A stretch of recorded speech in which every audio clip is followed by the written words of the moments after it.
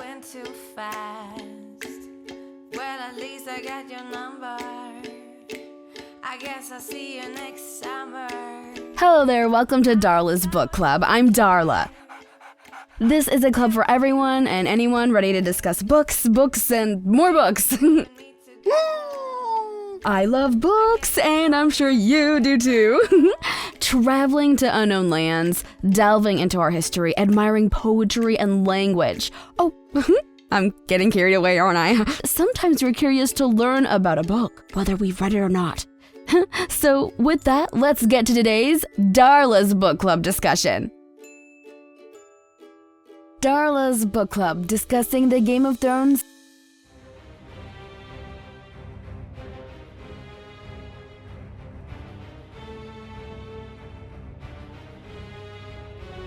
When it comes to fantasy novels, few are as loved as The Lord of the Rings or Harry Potter. Even fewer are riddled with extreme violence and truly adult situations. That's a void filled by George R.R. Martin's mega-popular book series, Game of Thrones, and it's also the subject of this latest edition of Darla's Book Club. A Game of Thrones is the first novel in the A Song of Ice and Fire series of fantasy novels by the American author George R.R. Martin. The book was first published back in August 1st of 1996. It went on to a great deal of critical acclaim. The book was nominated for both the 1997 Nebula Award and the 1997 World Fantasy Award, and it went on to win the 1997 Locus Award too. The novella Blood of the Dragon, which told the Daenerys Targaryen chapters from the novel, won the 1997 Hugo Award for Best Novella. Many years after the book was published, the novel became a New York Times bestseller and reached #1 on the list in July of 2011. A Game of Thrones, A Song of Ice and Fire, tells of the events surrounding the kingdom of Westeros from various points of view. In the book, author Martin introduces the plot lines of the noble houses of Westeros, the Wall, and the Targaryens.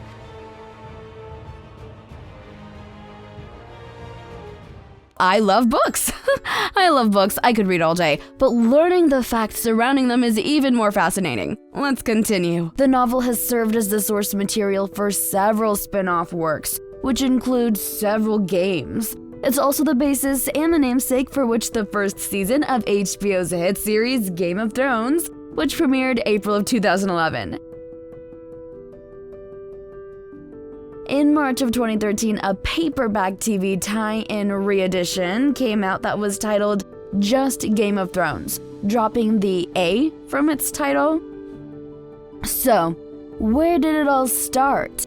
Every epic tale has a beginning, and that's exactly where I'm taking the first step of this journey into the land of dragons and White Walkers.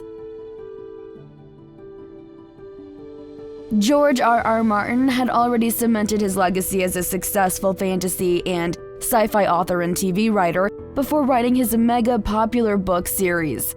Martin published his first short story back in 1971, and then his first novel in 1977. By the mid-90s, he scored himself 3 Hugo Awards, 2 Nebula Awards, and other awards for his short fiction. Even though his early books were respected within the fantasy fiction community, Martin's initial readership was pretty small. To make ends meet, he took on jobs as a writer in Hollywood during the mid-80s. Martin worked mainly on the revival of the hit television series The Twilight Zone for the better part of 1986, as well as the CBS television series Beauty and the Beast for 3 seasons until the year 1990. Martin also developed his written feature film scripts and his own TV pilots. Like most screenwriters, he became frustrated that his screenplays weren't getting made, and because of the limited TV network-related production, episode lengths, and budgets, were forcing him to trim down battle scenes and cut out characters altogether. It was scenarios like that which pushed Martin back into writing books. On the page, he didn't have to worry about compromising the size of his imagination. The sky was the limit. Martin is a huge admirer of the works of J.R.R. Tolkien, and when he was a small boy, he dreamed of writing an epic fantasy, but he didn't have any specific ideas in mind. Once, during the summer of 1991, while in between Hollywood projects, Martin began to work on a new science fiction novel called Avalon. After writing just 3 chapters, he had seriously vivid concepts come to him of a boy witnessing a man's beheading and then finding direwolves in the snow. Martin spoke of his idea in 2014. The first scene, chapter 1 of the first book, the chapter where they find the direwolf pups, just came to me out of nowhere. I was at work on a different novel and suddenly I saw that scene. It didn't belong in the novel I was writing, but it came to me so vividly that I had to sit down and write it. And by the time I did, it led to a second chapter, and the second chapter was the Caitlin chapter, where Ned has just come back. This concept would eventually become the very first non-prologue chapter of A Game of Thrones. With direwolves and decapitations now running through his head, Martin put Avalon aside and finished this harrowing chapter in a few days. While writing, he grew confident that this was going to be a part of a longer story. By the time he had written a few more chapters, Martin understood that his new book was going to be a fantasy story. He then went on to work on genealogies and map making. Unfortunately, the writing of this book would temporarily stall for a few years, because Martin had made his way back to Hollywood to produce his TV series for the ABC television network, Doorways. Ultimately, the series never aired. During the year 1994, Martin gave his agent, Kirby McCauley, the first 200 pages, along with a 2-page story projection as a part of a planned trilogy with the novels, A Dance with Dragons and The Winds of Winter, which intended to follow what would become A Song of Ice and Fire. Martin began writing like a man possessed, and when he still hadn't reached the novel's end at a massive 1,400 manuscript pages, he began getting comfortable with the notion that this epic tale actually needed to be anywhere from 4 and eventually 6 books long. He imagined the story as unfolding as 2 linked trilogies of one long story. Martin then chose A Song of Ice and Fire as the overall series title for a couple of reasons. In his mind, he saw the struggle of the cold others and the fiery dragons as being one possible meaning for ice and fire. The word song had previously appeared in Martin's book titles Songs the Dead Men Sing and A Song for Laia. These titles stemmed from his obsessions with songs. Martin has also named Robert Frost's 1920 poem Fire and Ice and cultural associations such as passion versus betrayal as possible influences for these series titles. Martin revised his manuscript for A Game of Thrones, and at the end of the day, it ended up clocking in at 1,088 pages, without the appendices, with the publication happening in August of 1996. Wow, I didn't know all that. Did you? It's incredible to learn where ideas come from and how they end up and where they end up. Let's keep this book club moving along. Now let's dive deep into the saga of the 7 kingdoms, the dragons who fly their skies, and a game involving them that has taken the entire world by storm. A Game of Thrones. At the start of the story, we're introduced to Eddard Ned Stark, the Warden of the North and the 7 Kingdoms. Stark executes a deserter from the military order that guards the wall on the 7 Kingdoms' northern border, known as the Night's Watch. So while traveling back to his home in Castle Winterfell, he finds 6 orphaned direwolf pups, each of which are subsequently adopted by Ned's 6 children. Once the principal advisor to King Robert Baratheon, Lord Jon Arryn, dies. King Robert appoints Ned as Aeron's replacement as Hand of the King. He also betroths Ned's daughter Sansa to Robert's son Joffrey. Ned takes the position after discovering that Aeron's widow, Lysa, believes that Queen Cersei Lannister conspired with her family to poison Aeron. A while later, Ned's son, Bran, discovers that Queen Cersei was having an affair with her twin brother, Jaime Lannister. As a means to conceal this lurid incident, Jaime throws Bran from the tower, leaving him with paralyzed legs and in a comatose state. After this sad event, Ned and his daughters, Arya and Sansa, leave Winterfell and head toward the capital city, King's Landing. While out on their trek south, a fight between Arya and Joffrey leads to Arya's direwolf being cast out and Sansa's direwolf being killed, much to the delight of the Lannisters. Once Ned arrives at King's Landing to begin his new position as Hand of the King, he quickly finds that Robert is an inept ruler who leaves his small council to actually govern the realm while drinks, hunts, and womanizes.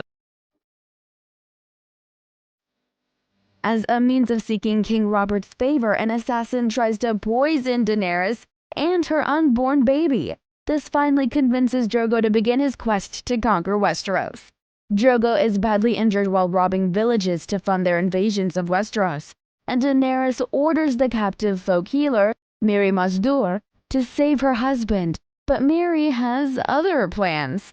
Angered by the Dothraki raids against her people, the healer sacrifices Daenerys' unborn child to gain the power needed to conjure the spell to save Drogo's life. This spell heals Drogo's physical health, but it also leaves him in an ongoing vegetative state. Drogo ends up completely incapacitated and unable to lead, and as a result, a lot of the Dothraki army scatter. Daenerys, in an act of mercy, smothers Drogo with a pillow. Then, as an act of vengeance, she has Mirri tied to Drogo's funeral pyre. Daenerys then places her 3 dragon eggs on the pyre and proceeds to enter it herself. Once the fire burns away, Daenerys comes away from it unharmed, and with 3 newly hatched dragons.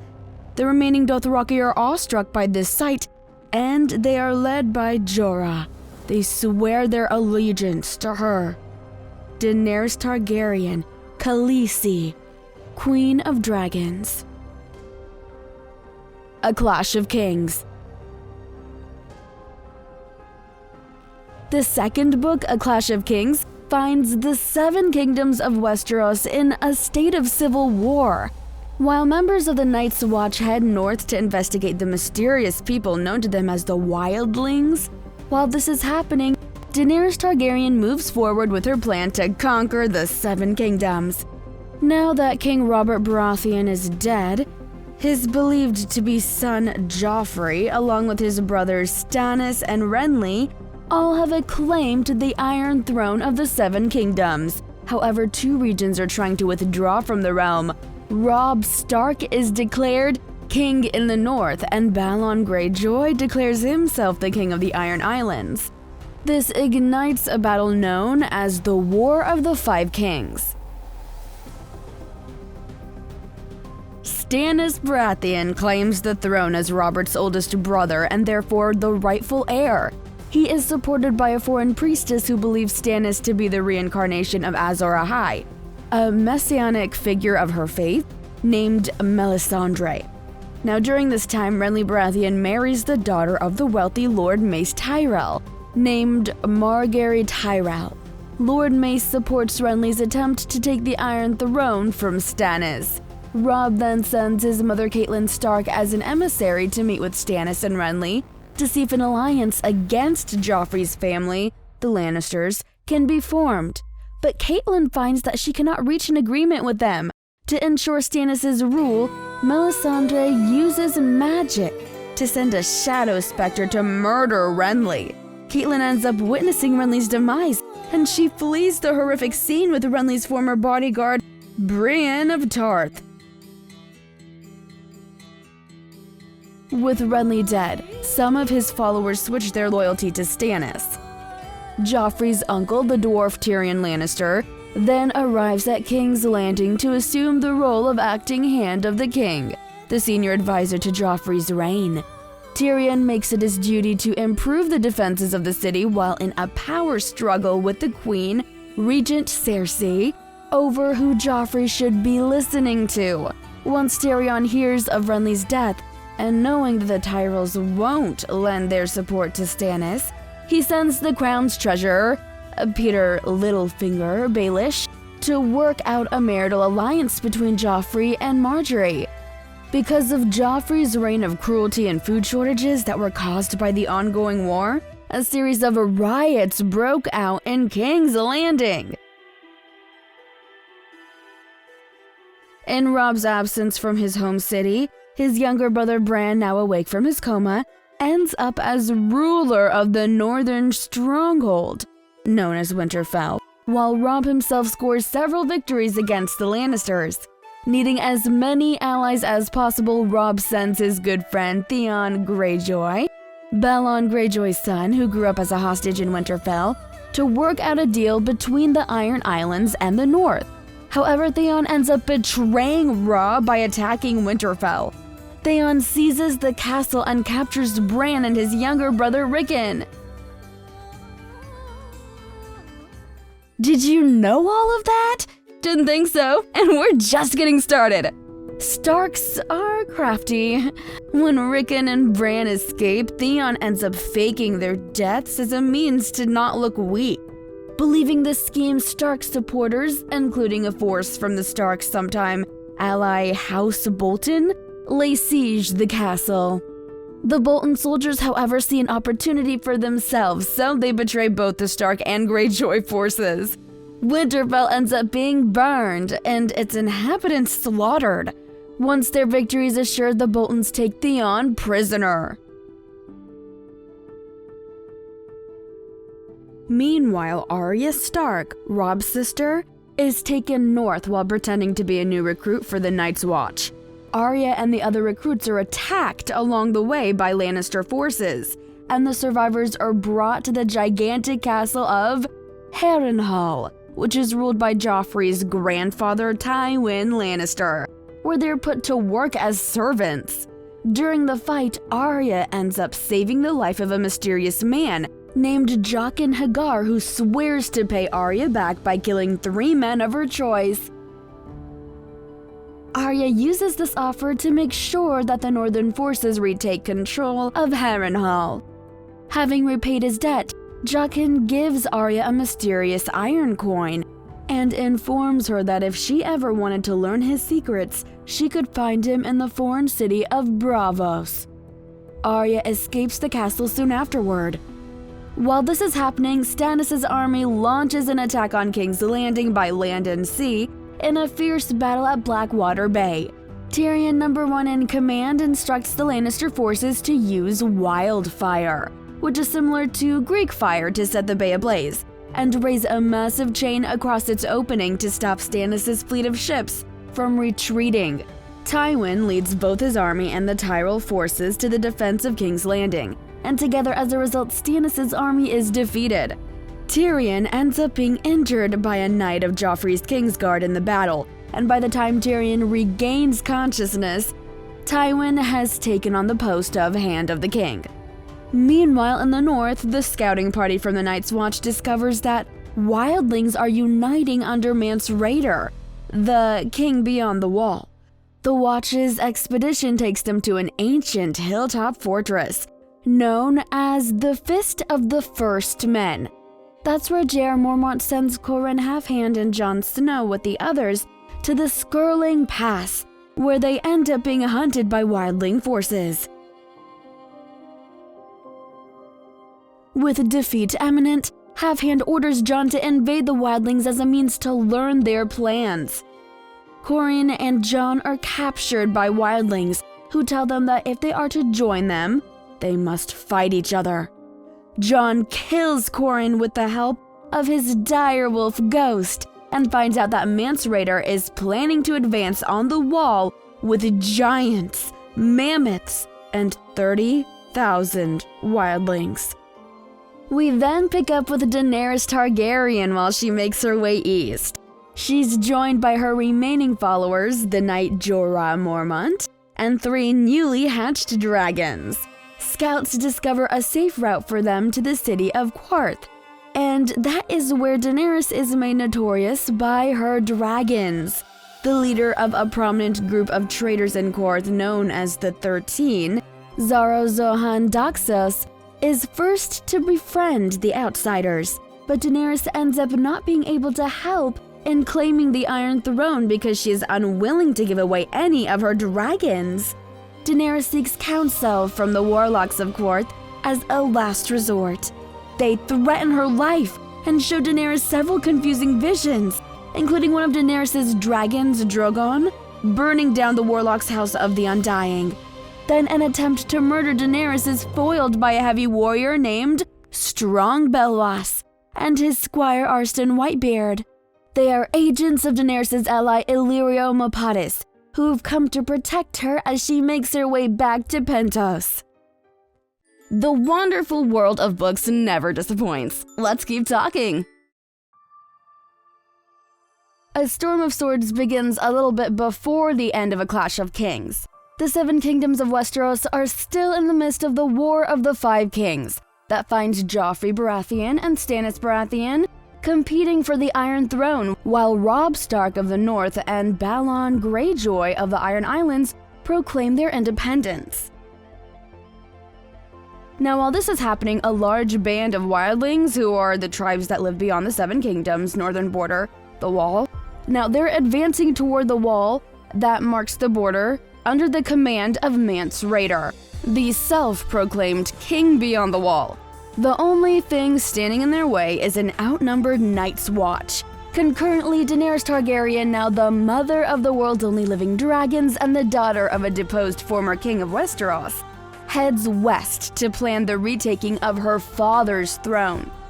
In the Riverlands, at her father's castle of Riverrun, Robb Stark's mother, Catelyn Stark, lets the captive Jaime Lannister, who is Joffrey's uncle and secretly father, go as a means to ensure the release of her daughters, Arya and Sansa Stark.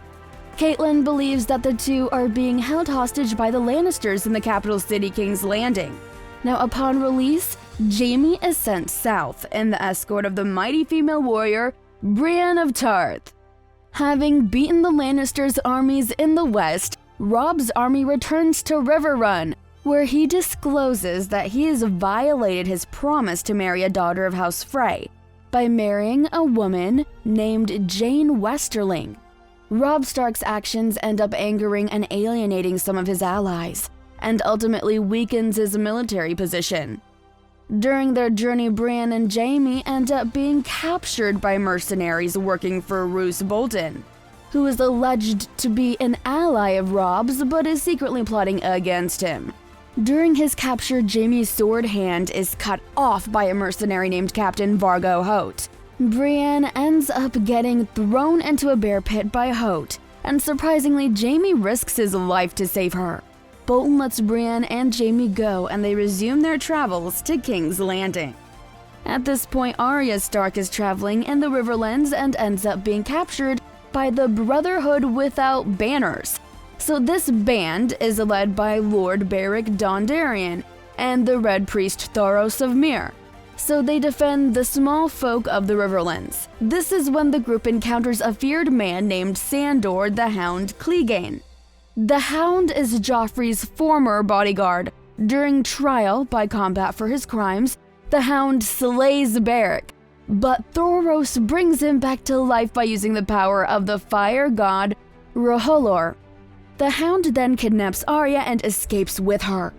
As a means to return north to defend his home region against Greyjoy attacks, Robb finds himself in need of the Frey's support. The Frey suggest a wedding should take place between Catelyn's brother, Edmure Tully, who is now Lord of the Riverlands, and one of Lord Walder Frey's daughters to make amends for Robb breaking his marital oath. At the wedding celebration, the Freys and the Boltons turn on the Starks, and Robb's forces are nothing short of massacred.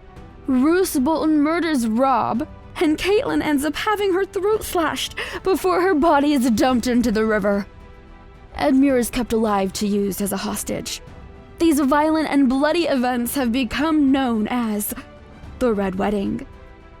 The Hound and Arya see the Red Wedding and flee, but shortly afterwards, the Hound is wounded in battle and Arya leaves him and makes her way to a ship that is headed to the free city of Braavos, the very place where her friend, the assassin Joaquin Hagar, had told her she could find him. Wow, bet you're glad you joined Darla's book club now, aren't you? Let's keep this discussion going. In the epilogue of the Red Wedding sequence, a decayed and mutilated Catelyn returns as a reanimated corpse to lead the Brotherhood without banners, and she orders and carries out the lynching and murder of 2 of the Freys who were at the bloody celebration. So during this time, a smuggler turned knight named Davos Seaworth tries to assassinate Stannis' witch-like advisor, Melisandre, a priestess of R'hllor, because he blamed her for Stannis' defeat during his assault on King's Landing. Davos is captured and thrown in jail for treason, but as Melisandre's command, Stannis not only lets Davos go, he also appoints him Hand of the King.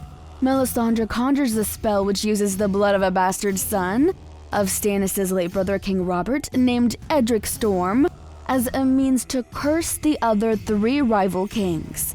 Shortly thereafter, Balon Greyjoy's death is reported. Over at King's Landing, the Lannisters' new allies, the Tyrells, are greeted as liberators, and King Joffrey decides to abandon his plans to marry Sansa Stark in favor of Margaery Tyrell. Joffrey's granddaughter, Tywin Lannister, now the Hand of the King, coerces Sansa to marry his dwarf son, Tyrion, so that the Lannisters could seize control of Winterfell. However, Tyrion declines to consummate the marriage against Sansa's will. Joffrey and Margaery's wedding is held as scheduled, but during the wedding festivities, Joffrey is poisoned and dies. Cersei accuses her brother Tyrion of the murder of her son Joffrey, and he is arrested. During the commotion, Sansa flees the castle with the help of Lord Peter, Littlefinger Baelish, who admits to her accountability in Joffrey's murder, thereby incriminating Margaery's grandmother Olenna as well. Littlefinger and Sansa leave King's Landing for the home of Catelyn's sister, Lysa Arryn Eyre. After the Melisandre predicted deaths of Balon, Robb, and Joffrey, Davos has Edric smuggled to safety to stop Stannis and Melisandre from sacrificing him for the power in his blood. At this time, Davos is made aware of a request by the Night's Watch for help against Mance Rayder. Once again, Stannis prepares to kill Davos for treason, but has a change of heart after Davos shows Stannis the Night's Watch's plea. During Tyrion's trial for the murder of Joffrey, the spy master Varys and Tyrion's lover Shae testify falsely against him at his trial. This leads to the southern region of Dorne's prince Oberyn Martell offering to represent Tyrion in a trial by combat against Cersei's champion, Gregor Clegane, who happens to be responsible for the death of Oberyn's sister Elia. Oberyn almost wins, but is slain by Gregor. But the poison on Oberyn's spear leaves the mountain of a man dying in agony. Tyrion Lannister is then sentenced to death. Having successfully made his way back to King's Landing, Jaime gives Brienne a sword that's been reforged from the hereditary sword of the Stark family before sending her to find Sansa and Arya so that she can return them home. Jaime doesn't believe that his brother Tyrion killed Joffrey, and so he helps Varys free his brother Tyrion from prison. Jaime tells Tyrion that his first wife, Tysha, whom Tywin had gang-raped by his garrison, was not a prostitute as Tywin told him. Tysha genuinely loved Tyrion. Infuriated, Tyrion swears revenge on Cersei, Jaime, and Tywin. Before escaping, Tyrion kills both Shae and Tywin before leaving Westeros. Back in Eyre, Sansa is disguised as an illegitimate daughter of Littlefinger, and Littlefinger and Lysa then marry. Lysa discloses that Littlefinger had persuaded her to poison her late husband Jon and to put the blame on the Lannisters. Lysa then threatens to kill Sansa because she thinks that she's trying to seduce Littlefinger, but Littlefinger intervenes and, after revealing that he had only ever loved her sister, Catelyn, he pushes Lysa to her death. Aren't book clubs the best? I love spending time talking about them, when I'm not reading, of course. Now, our discussion continues. Here we go. Meanwhile, in the north, the detachment of the Night's Watch under Lord Commander J.R. Mormont are attacked by undead whites and hostile inhuman creatures from the far north, known as the Others. During the attack, the Watch suffers heavy casualties, but surprisingly, the steward, Samwell Tarly, ends up killing one of the Others with a blade made of obsidian. Shortly afterwards, some of the Watch rebel and turn against Mormont, but Sam ends up escaping with the help of a wildling girl named Gilly. Sam takes Gilly and Gilly's newborn child back to the Wall with the assistance of a strange figure riding an elk that Sam refers to as Cold Hands. Most of the Watch's senior leadership are counted among the dead. Having escaped the Boltons' attack on Stark Castle Winterfell, Robb's brother Bran and his friends are guided north by Bran's dreams of a three-eyed crow. They run into Sam and company. Once they make it to the Wall, Sam takes them to Cold Hands and goes back to the Night's Watch headquarters, which is located at Castle Black. Sam swears to keep Bran's survival a secret, even from Bran's bastard brother and Sam's fellow watchman, Jon Snow. During his missing to infiltrate the wildlings, Jon convinces one of them, Mance, that he is a deserter from the Night's Watch. That's when Jon learns that the Others are moving the wildlings southward towards the Wall. Jon and his captor, Ygritte, also begin a romantic relationship. After crossing the Wall, Jon flees from the wildlings and makes his way back to Castle Black. The advancing wildling army begins their attack on Castle Black, but Jon seizes command of the castle's defenses, enabling them to repel many assaults, during one of which Ygritte is killed. Afterwards, the Watch's surviving leaders, Alliser Thorne and Janos Slynt, falsely accuse Jon of treachery. The leaders send Jon back north of the Wall to kill Mance under the pretense of parley. While Jon is speaking with Mance in the wildling camp, Stannis' army arrives to defeat the wildlings and imprison Mance. Stannis makes an offer to Jon to legitimize him and make him Lord of Winterfell in exchange for his loyalty, but Jon decides to turn down Stannis' offer. He is then elected by the Night's Watch as its new Lord Commander. Over at Slaver's Bay, Daenerys Targaryen discovers that large slave armies can be bought in the city of Astapor.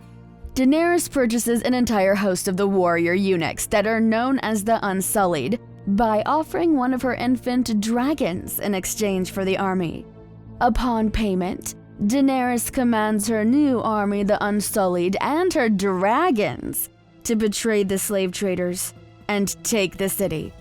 With the aid of her dragons, Daenerys frees all of the Astapor slaves, including the Unsullied. Daenerys' army then goes on to conquer the slaver city of Yunkai. However, the lords of the neighboring city of Meereen provoke Daenerys by burning the land and killing child slaves as a means to deny her resources.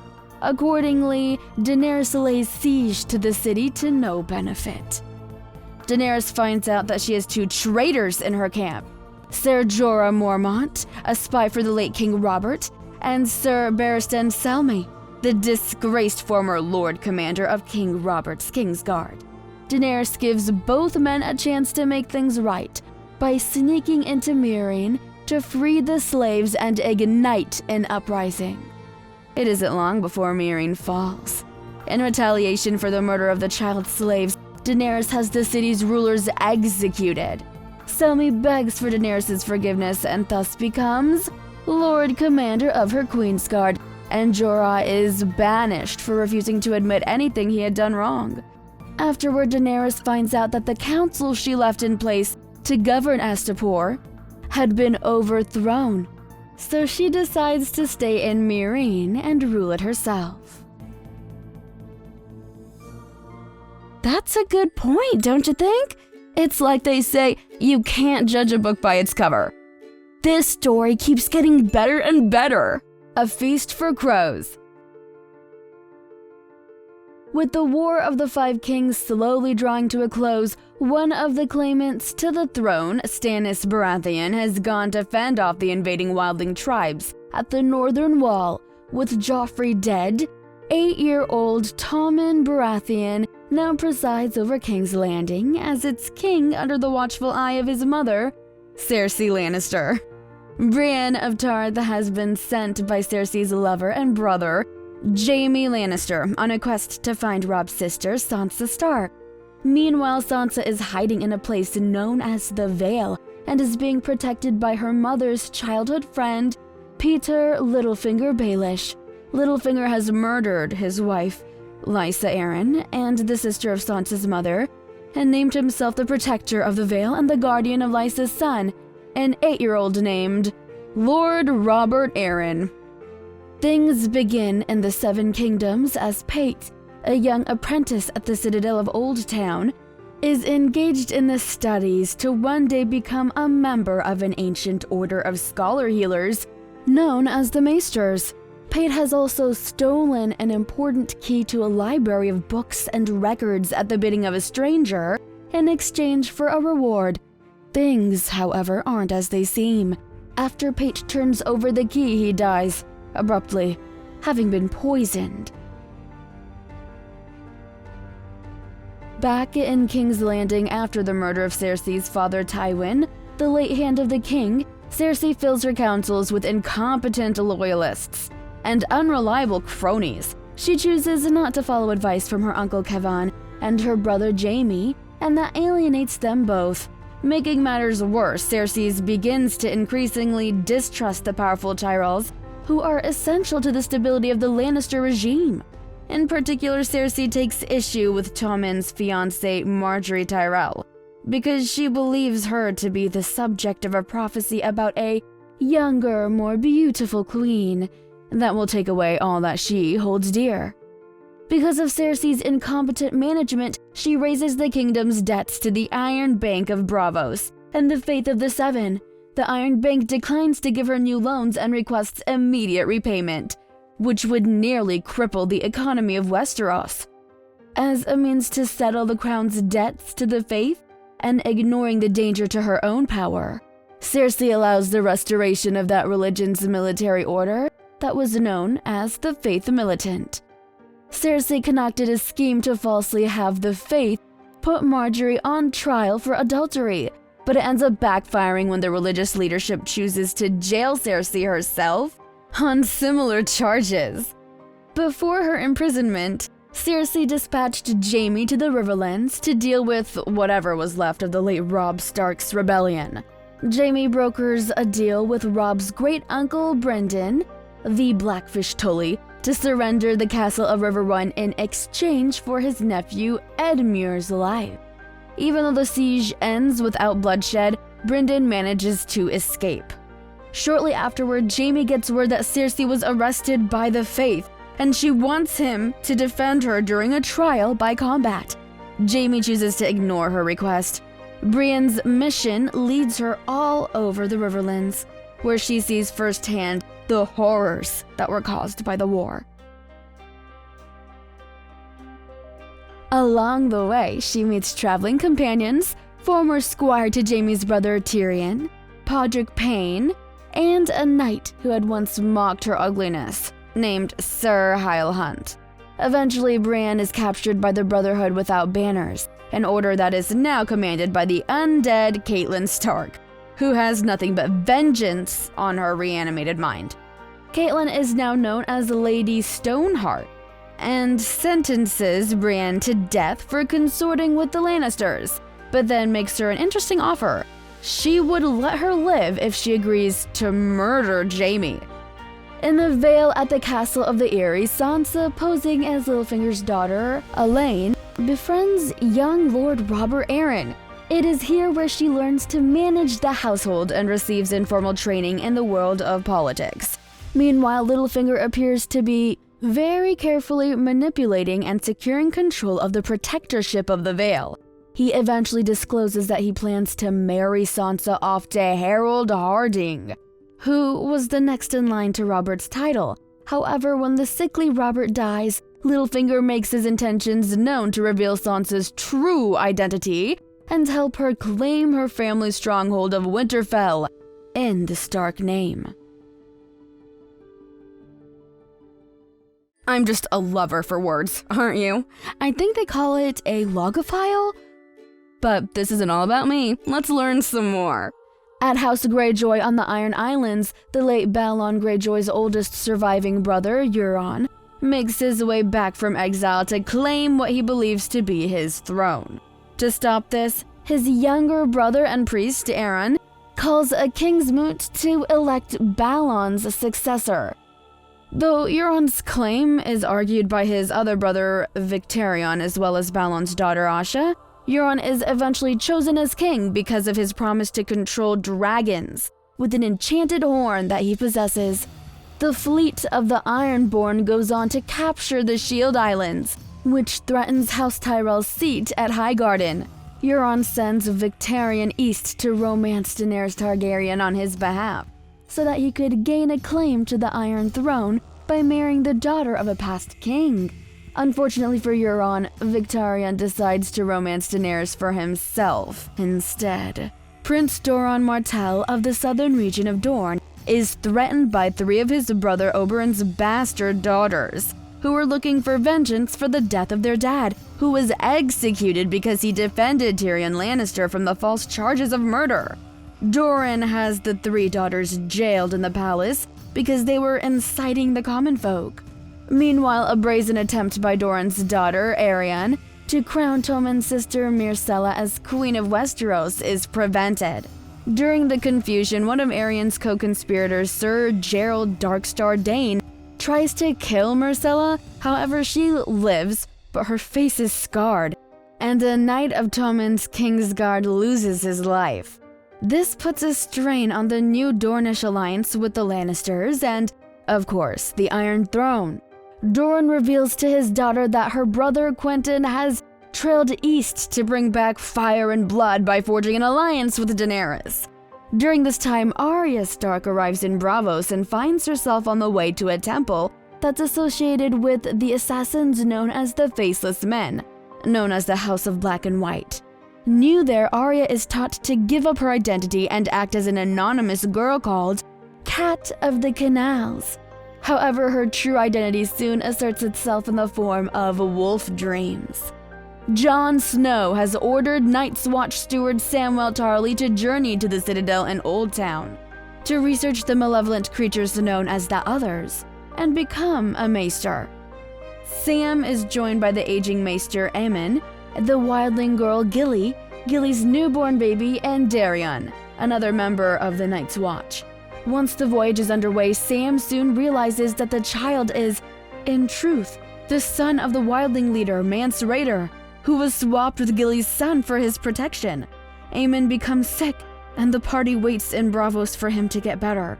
After discovering that Daenerys Targaryen is in possession of dragons, Aemon concludes that she is destined to fulfill a prophecy. Shortly after the party leaves Braavos without Darion, Aemon dies at the age of 102. Arya chances to meet with Darion and executes him as a deserter from the Night's Watch. The Faceless Men punish her for this unauthorized killing by feeding her a potion that causes blindness. At the end of the novel, Samwell arrives at the Citadel to begin his training. He meets the Archmaester, Marwyn, who tells him the Maesters are plotting against magic, and leaves to find Daenerys. Samwell also encounters a fellow apprentice who introduces himself as Pate.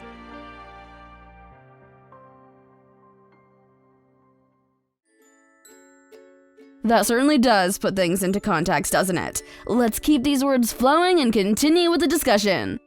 A Dance with Dragons.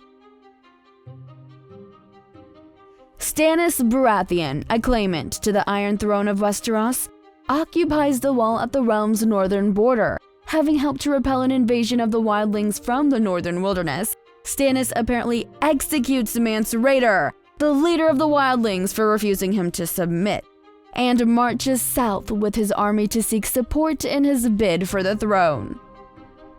Jon Snow, the newly elected Lord Commander of the Night's Watch, the commander that defends the wall, brokers a truce with the wildlings, allowing them through the wall in exchange for their assistance in defending the wall against the hostile otherworldly creatures known as the Others.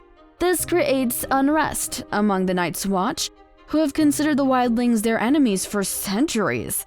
Stannis' advisor, the sorceress Melisandre, warns Jon that a northern girl is in trouble who Jon assumes is his half-sister Arya Stark. Mance is revealed to be alive thanks to Melisandre's magical trickery, and he's sent to the Starks' ancestral castle, Winterfell, now occupied by the enemy Boltons, to rescue Arya. However, the girl in Melisandre's visions turned out to be Alice Karstark, a young noblewoman fleeing to the wall to escape her treacherous uncle. To protect Alice and aid the wildlings' integration into Westeros society, Jon arranges for Alice to marry Sigurd of Then, a wildling leader. Jon receives a taunting letter from Ramsay Bolton, who claims to have crushed Stannis' army at Winterfell. Ramsay demands that Jon hand over to him Stannis' wife and daughter, or be killed, and also insists that Jon deliver Arya and his foster brother, Theon Greyjoy, neither of whom Jon has seen in years. Jon instead decides that he will seek out and kill Ramsay himself, asking for volunteers from the Watch to accompany him. For this perceived betrayal of the Watch's principle of neutrality, Jon is betrayed and stabbed by several of his own men. Meanwhile, Jon's crippled half-brother, Bran Stark, traveling north of the Wall, is led to the last surviving children of the forest, the non-human natives of Westeros. They introduce Bran and his companions to the last Green Seer, an ancient man intertwined with the roots of a weirwood tree. He helps Bran learn clairvoyant green sight, enabling Bran to witness the past and present through the eyes of the weirwood trees that grow throughout the north. Having killed his father Tywin, the Hand of the King, the dwarf Tyrion Lannister is smuggled out of Westeros to the city of Pentos by the spy master Varys, where he is sheltered by the aristocrat Illyrio Mopatis.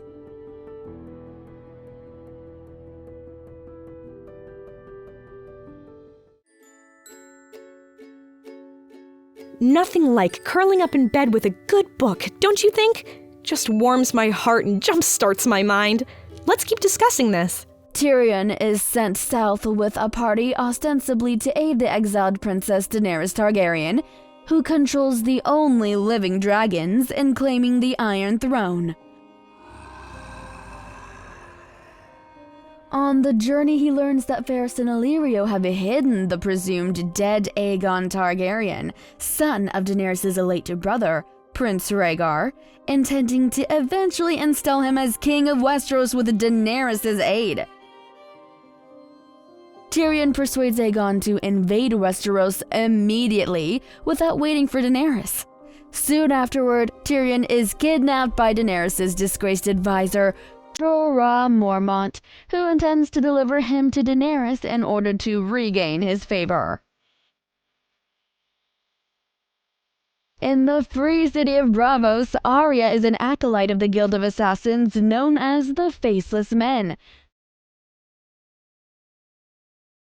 Temporarily afflicted with blindness at their hands, she develops her sense of hearing and realizes that she can see through cats, the same way she could with her pet direwolf, Nymeria. After her sight is restored, she is tasked with assassinating a corrupt merchant while magically disguised with another girl's face. After doing so, Arya is declared an apprentice of the Faceless Men, to be sent to another assassin to continue her training. Khaleesi Daenerys Targaryen has conquered the city of Meereen and banned slavery, but struggles to maintain peace within the city while also trying to prevent military defeat at the hands of the neighboring city of Yunkai.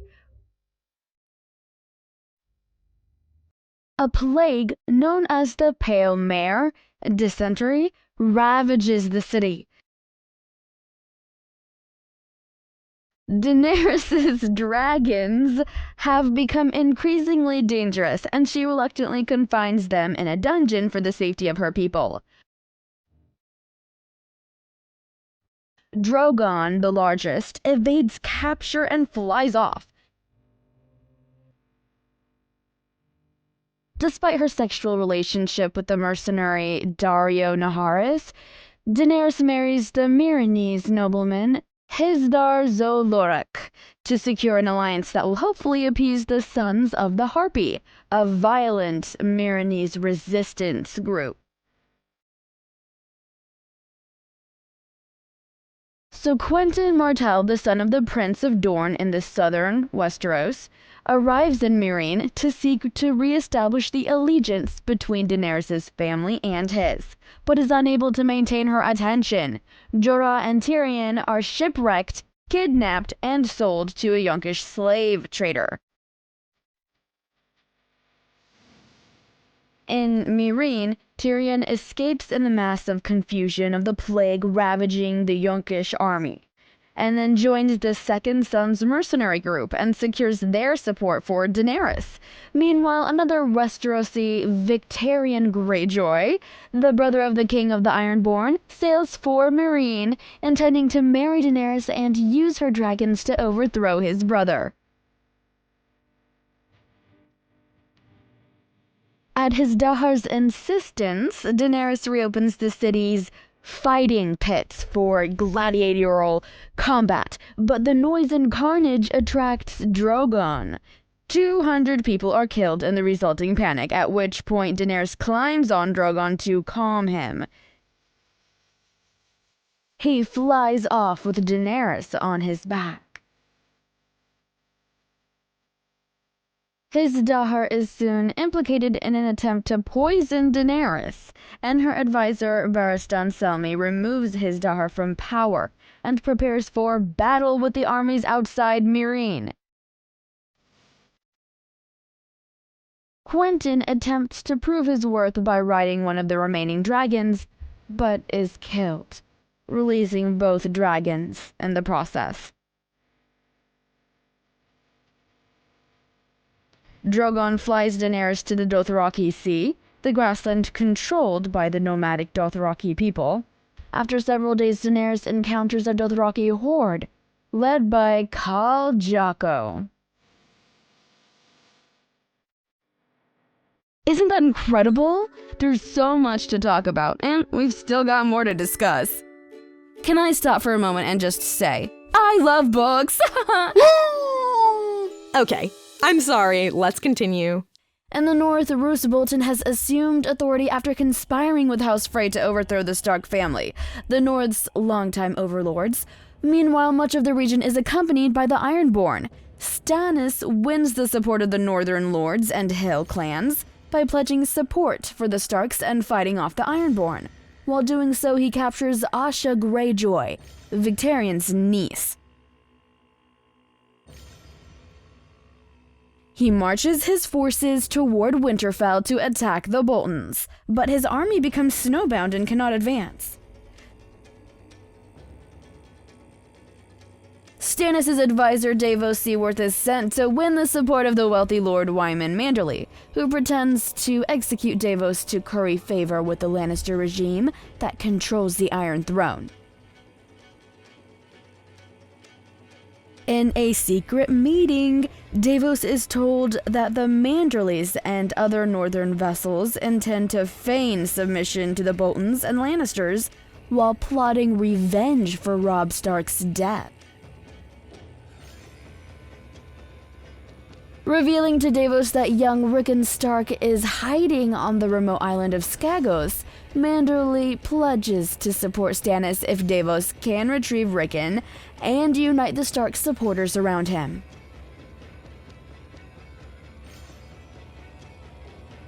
Theon Greyjoy is a prisoner of the Boltons, mutilated and driven nearly insane by torture at the hands of Roos's sadistic son Ramsay, who renames him Reek. To cement his rule over the North, Roose Bolton has Ramsay apparently married to Arya Stark. His bride is actually Jane Poole, a friend of Arya's sister Sansa, forced to impersonate Arya. Ramsay abuses Jane physically and sexually.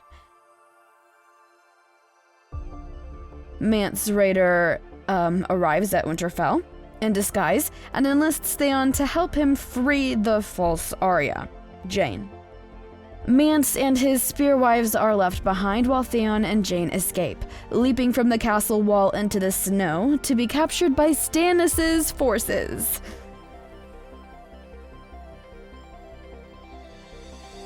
Jaime Lannister, the uncle and secretly father of the young King Tommen Baratheon, negotiates the surrender of the last of the late Robb Stark's allies, nominally putting an end to the Stark-Lannister War in the Riverlands. Brienne of Tarth, whom Jaime had sent to search for Sansa Stark, and who, unbeknownst to Jaime, was captured by Sansa's undead, vengeful mother Catelyn, finds Jaime and tells him Sansa is in danger, so he follows after her. After Tyrion convinces Aegon to attack Westeros, Aegon and his forces capture several castles in the Stormlands with little resistance. Meanwhile, Aegon's foster father, Jon Connington, is secretly succumbing to grayscale, a deadly and infectious disease.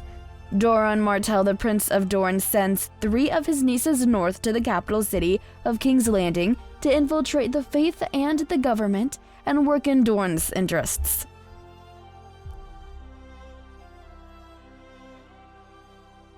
So, Cersei Lannister, Tommen's mother and queen regent, has been arrested by the Faith on charges of fornication and conspiracy in order to gain release from her imprisonment. She confesses to several of the lesser charges against her, but does not confess to having murdered her husband, King Robert Baratheon, nor that her children are the product of incest. As a condition of her release, she is forced to walk naked across the city as the small folk pelt her with rotten vegetables and insults. Meanwhile, Cersei's ally, the ex-Maester Qyburn, has created Sir Robert Strong, an 8-foot-tall figure encased in armor, to be an unbeatable champion in Cersei's upcoming trial by combat. Having taken control of the government, Cersei's uncle, Kevan Lannister, and the Grand Maester Pycelle attempt to undo the damage caused by Cersei's misrule. However, Varys returns to King's Landing and murders both Kevan and Pycelle, revealing that he has been plotting for years for the Lannisters to destroy themselves so that Aegon Targaryen can take the throne, having been raised to be an ideal ruler. The book ends with Varys sending his little birds, which are child spies, to finish Kevan off.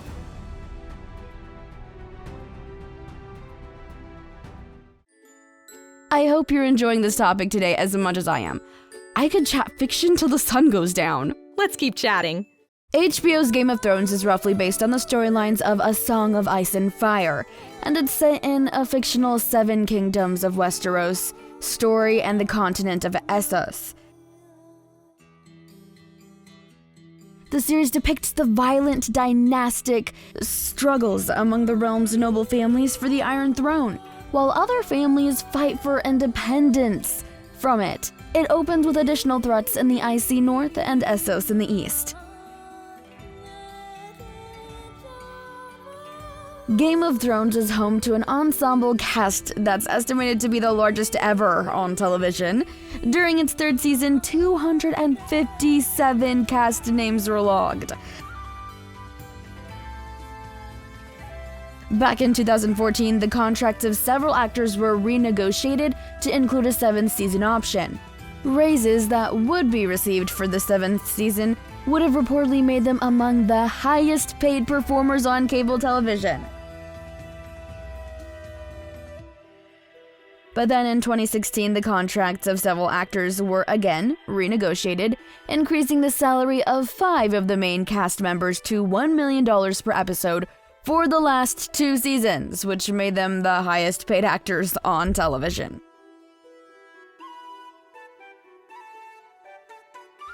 The series is widely praised for what is thought of as its treatment of medieval realism. George R.R. Martin wanted to make the story feel more like historical fiction than contemporary fantasy, with less emphasis on magic and sorcery and more on battles, political intrigue, and the characters, believing that magic should be used sparingly in the epic fantasy genre.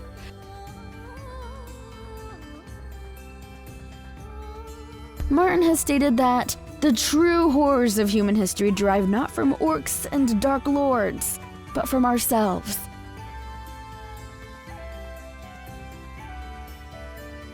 One of the main themes in the fantasy genre is a battle between good and evil, which Martin insists doesn't really mirror the real world. Just like a person's capacity for good and evil in real life, Martin explores the question of character change and redemption. The Game of Thrones franchise lets the audience have a chance to view different characters from their perspective, unlike in many other fantasies. That way, even the villains can share their own unique side of the story. Benioff said, George brought a measure of harsh realism to high fantasy. He introduced gray tones into a black and white universe. In the early seasons of Game of Thrones, under the influence of A Song of Ice and Fire books, the tale's main characters were regularly killed off, and this developed a true feeling of both dread and tension amongst viewers. In later seasons, critics were quick to point out that some of the show's characters had developed plot armor, which gave them the ability to survive in even the most unlikely circumstances. So this was attributed to Game of Thrones, deviating from the novels to become more of a traditional television series. The series also reflects the substantial death rates in war. Although the first season closely follows the events of the first novel, later seasons have made significant changes. According to David Benioff, the series is about adapting the series as a whole and following the map George laid out for us and hitting the major milestones, but not necessarily each of the stops along the way. According to Martin, he believes the last 2 volumes of the series will be large-sized tome, around 1,500 manuscript pages each. The 6th book will be called The Winds of Winter, taking the title of the last book of the originally planned trilogy. Displeased with the provisional title A Time for Wolves for the final volume, Martin ultimately announced A Dream of Spring as the title for the 7th book back in 2006. Martin said in March 2012 that the final 2 novels will take readers farther north than any of the previous books, and that the others will appear. In 2011, Martin gave 3 years as a realistic estimate for finishing the 6th book at a good pace, but said ultimately the book will be done when it's done. Acknowledging that his publication estimates had been too optimistic in the past, in 2015 there were indications that the book would be published before the 6th season of the blockbuster HBO show, but in early January 2016, Martin confirmed that he had not met an end-of-year deadline, and that he'd established with his publisher for release of the book before the 6th season. He didn't meet it, so he also revealed there had been a previous deadline of October 2015, that he had considered achievable in May 2015, and that in September 2015 he had still considered the end-of-year deadline achievable. He further confirmed that some of the plot of the book might be revealed in the upcoming season of Game of Thrones. In February 2016, Martin stated that he dropped all his editing projects except for Wildcards, and that he wouldn't be writing any teleplays, screenplays, short stories, introductions, or forewords before delivering The Winds of Winter. So, in April 2018, Martin announced in a blog post that The Winds of Winter would not be published in 2018.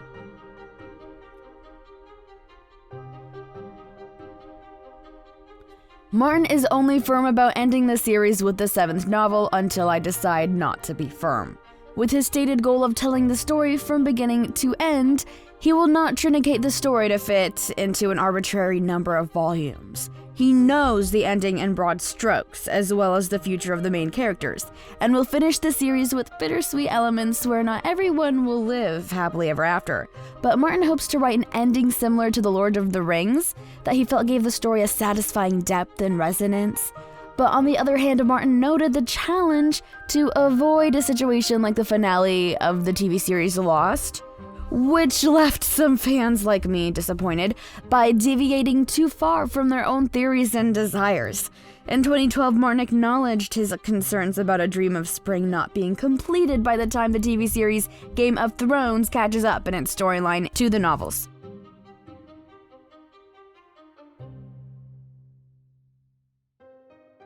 In 2015, Martin said that he was not writing A Dream of Spring together with The Winds of Winter, and in early 2016, he said he did not believe A Dream of Spring would be published before the last season of the HBO show. In April 2018, Martin commented that he had not even started working on the book, and in November, he said that after The Winds of Winter, he would decide what to do next: A Dream of Spring or the second volume of Fire and Blood, or 1 or 2 stories for the Tales of Dunk and Egg. In May 2019, he reiterated that he had not started writing A Dream of Spring and would not do so before finishing The Winds of Winter. Martin offered the following hint as to how the series would conclude during a Q&A at the Guadalajara International Book Fair. "I'm not going to tell you how I'm going to end my book, but I suspect the overall flavor is going to be as much bittersweet as it is happy."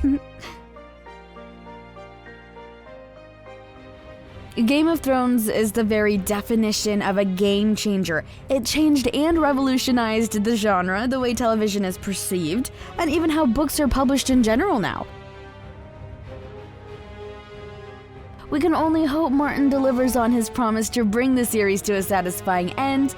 Until then, we're all left to look up to the skies and hope that a crow eventually delivers us the news that a new book, like winter itself, is actually coming. And that just about wraps up this one. So what did you think? I had an absolute blast talking to you today. I hope you'll join me for a more fascinating discussion about books, and more books. I'm so glad you've become a member of Darla's Book Club. Feel free to hop on the couch and talk novels with me anytime. So I'll see you soon, and after all, tomorrow is another day.